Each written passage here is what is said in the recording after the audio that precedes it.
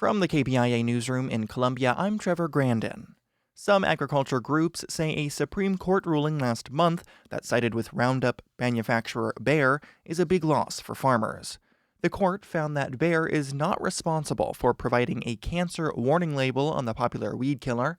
That derailed tens of thousands of pending lawsuits that claim Roundup caused cancer and that Bayer failed to warn users.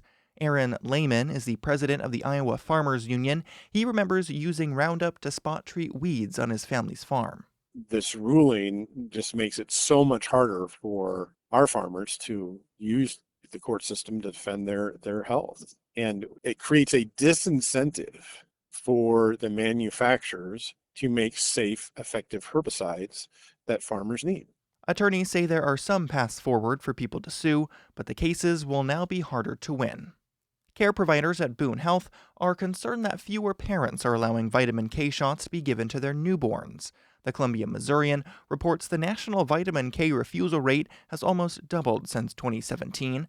Babies are typically born with low levels of vitamin K. It keeps newborns safe from excessive bleeding and specifically helps the liver make clotting factors, proteins used to clot blood. Officials say misinformation has been one of the sources complicating the situation.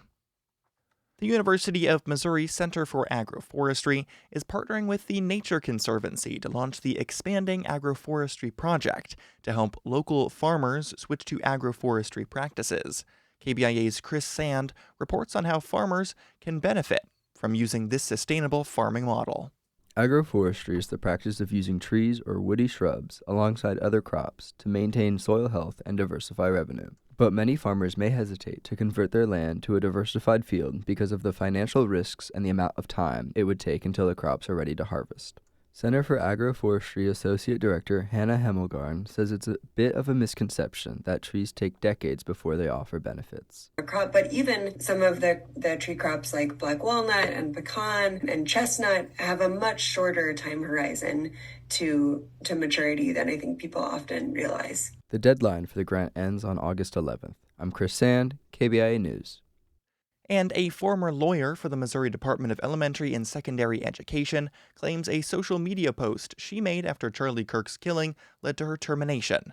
KOMU 8 reports that's according to a lawsuit filed on Monday against Carla Esslinger, the Missouri Commissioner of Education at the time.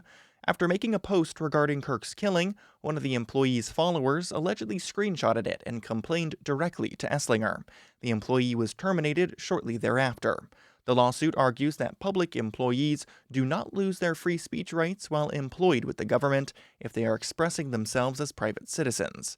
An education department representative declined to comment. I'm Trevor Grandin, KBIA News, Columbia.